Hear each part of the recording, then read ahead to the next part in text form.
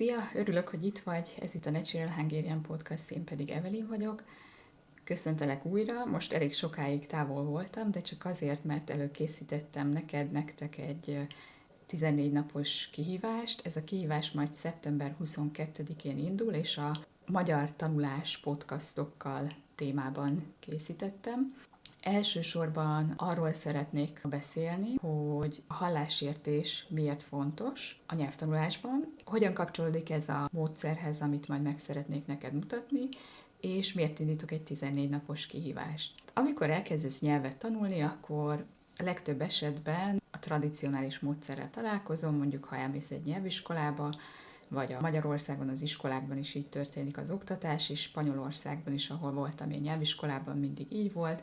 Van egy tanár, aki kiáll az osztály elé, használ egy tankönyvet, azt te is megveszed, te is használod vele, és aztán elkezditek az alapoktól a dolgokat tanulni, de főleg ez a lexikális tudásra épül, tehát fogtok egy csomó mindent olvasni, fogtok egy csomó mindent írni, egy csomó nyelvtani szabályt meg kell tanulni, és aztán azt várjuk, hogy előbb-utóbb majd ettől megszólalunk és elkezdünk beszélni. Én bárhol tanultam, ez mindig így volt, ez egy tradicionális vagy egy hagyományos módszer, legalábbis itt Európában. Az írás, olvasás, beszéd, ez mind része a tanulási folyamatnak, de én azt tapasztalom, hogy pont fordítva kellene elkezdeni, tehát a hallásértés trenírozásával kéne elkezdeni. Ugyanis nekem is van még olyan tanulóm, és én is ilyen voltam, hogy a hallásértésem nagyon gyenge volt, németből is, angolból is, olaszból is így kezdtem, és ez egész addig nem változott meg, amíg anyanyelvi környezetbe nem kerültem,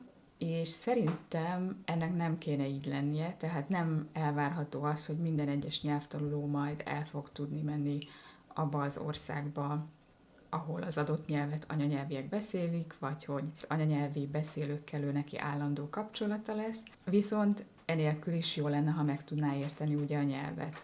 Én úgy érzem egyébként, hogy a nyelv az nem csak szabályokból áll, hanem van ugye egy ritmusa, egy zeneisége, egyfajta energiája, amit közvetít, és ez a hallásértéssel nagyon összefügg, ugye a hallásértés által válik ismerőssé neked az a nyelv, minél többet hallod a nyelvet, lehet, hogy még nem értesz mindent, de egyre ismerősebbé, egyre megszokottabbá válnak azok a hangok, amiket abban a nyelvben használnak. Ehhez egyébként a podcastok nagy segítséget nyújthatnak. Szerintem ugye, ahogy mondtam, a zenének is pozitív közvetítő ereje lehet ebben. Hogyha számodra örömet okoz zenét hallgatni, akár magyarul is hallgatni, akkor ezt jól lehet belevenni a tanulásodba. Miért fontos a hallásértés? A hallásértés egy kulcs, mondjuk így. Ha hallgatunk, ahogy mondtam, az agyunk hozzászokik az adott nyelvhez, az adott nyelv hangjaihoz, a ritmusához, zeneiségéhez, a hangsúlyozáshoz. Lehet, hogy nem értünk mindent, az elején még biztosan nem, de ez nem baj.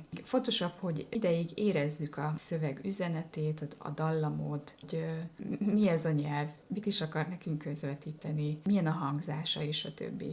Stephen Krashen, egy híres nyelvész azt mondja, hogy akkor tanulunk, ha megértjük a jelentést.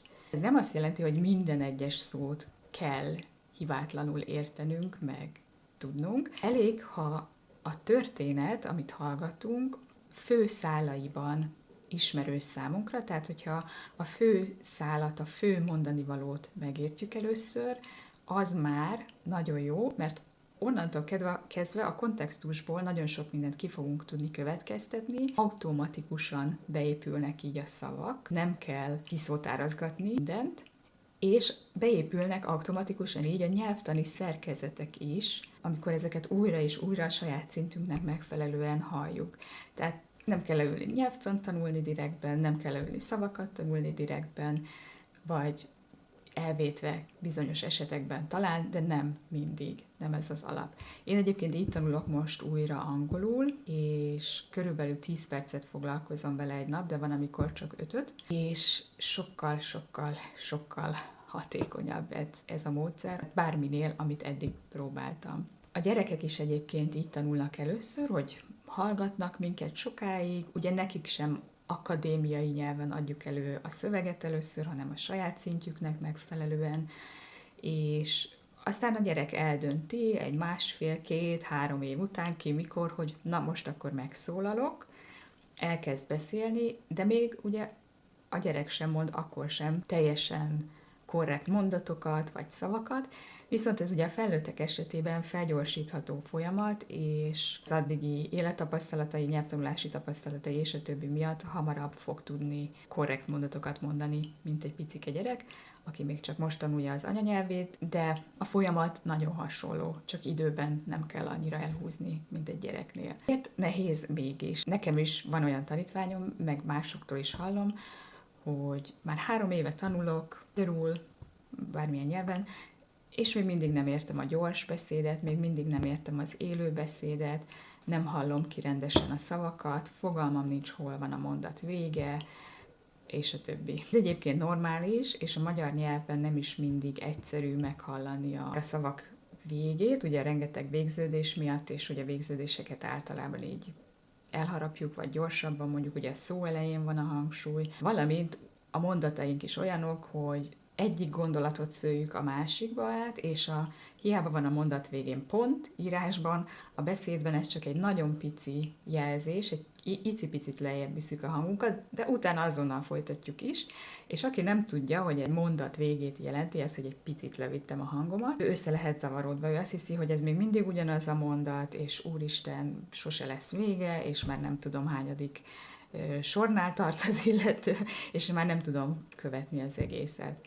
Azt is tapasztalom, hogy sokszor egyébként nem a szókincs hiánya, vagy nyelvtani tudás hiánya, vagy ilyesmi okozza a problémát, hanem egyfajta félelem. Tehát van már bennünk egy ilyen, mondjuk, hogy egy ilyen pavlovi reflex, hogyha valaki megszól egy idegen nyelven, és nekünk válaszolni kell, vagy meg kell őt érteni, akkor azonnal bekapcsol egy ilyen félelemgomb az agyban, hogy úristen, hozzám most idegen nyelven beszélnek, koncentrálnom kell, sőt, még válaszolnom is kell. Ez a fajta stressz, ez blokkolja valamennyire az agyat, és talán a szívedet is egy kicsit, hogy meg tudjál nyílni, és át tud magad adni ennek az élménynek, hogy te egy idegen nyelven beszélsz. Ez olyan, mint a folyamatos védekezésben, stresszben lennél, amikor valaki magyarul beszél hozzád. Pont ezért indítom egyébként ezt a 14 napos podcast kihívást, hogy segítsek neked ezeket a dolgokat megérteni, illetve tippeket szeretnék adni, amelyekkel elindulhatsz podcast hallgatás útján, hogyha téged ez érdekel, hogy hogyan lehet úgy podcastot hallgatni, hogy az hasznos legyen számodra. Viszont mivel ez az első alkalom, hogy én kihívást készítek, nem kaptam ugye róla visszajelzést, nem tudom pontosan, hogy mely részek azok, amelyek tényleg segítséget nyújthatnak másnak is, és nem csak nekem volt segítség annak idején. Ezért, ha jelentkezel, akkor nagyon örülök bármilyen visszajelzésnek, mert ebből látom majd, hogy mi az, ami másnak is működhet, vagy mi az, ami csak mondjuk nekem volt jó, és ez alapján tudom aztán később változtatni a módszert, illetve a kihívást. Ami viszont biztos, hogy az én hallásértésem is, ahogy mondtam, rossz volt, és mivel találtam ezt a csodálatos Crescenféle módszert, nagyon-nagyon szeretném veled megosztani, mert egyszerűen csodálatos, ahogy az angol nyelvvel ez működik, és szerintem működhet bármelyik másik nyelven is. Már találtam olyan tanárt, aki így tanítja az olaszt, azt hiszem németből is van, aki így tanít. És ez egy sokkal-sokkal természetesebb útja annak, hogyan lehet nyelvet tanulni, és szerintem magyar nyelvre is érdemes ezt kipróbálni. Ez a 14 nap tehát egy lehetőség arra, hogy 2 hétig kipróbáld, milyen érzés naponta a magyar nyelvet hallgatni. Nem egyedül, hanem vezetve, magyarázatokkal ott leszek veled végig. Ez a kihívás neked szólhat, hogyha már van némi alapod magyarból, tehát mondjuk az A2-es szint vége felé jársz már. Frusztrál, hogy nem érted meg a magyar élőbeszédet, vagy nem mindig, mert néha túl gyors, vagy túl keszekusza. Szeretnéd, ha a nyelv közelebb kerülne hozzád, hiszen szeretnél kommunikálni vagy a szeretteiddel, vagy más okokból magyarul. Ha azt sem bánod, hogy egy picit valahogy a lelkedet is át kell adni ennek a folyamatnak, tehát hogy ez a módszer, ez nem csak a logikán alapul, nem egy ilyen ideg ésszel kiszámítható dolog.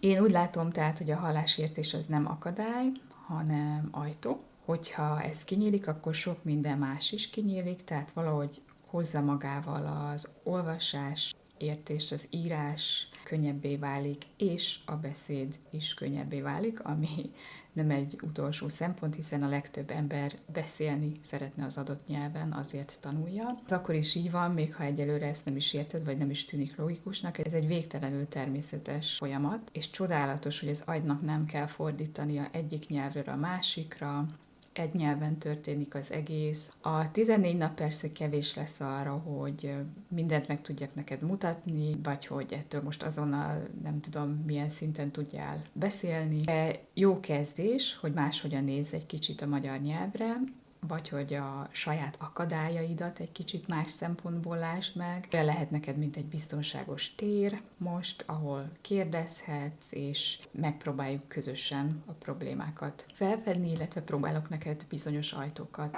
kinyitni vagy megmutatni, amelyeken talán neked is érdemes belépni. A részleteket megtalálod a leírásban, ott tudsz jelentkezni, betettem a linket a leírásban. Szeptember 22-én indult terveim szerint ez a kihívás, és örömmel várlak. Köszönöm, hogy meghallgattál, és találkozunk jövő héten is. Szia!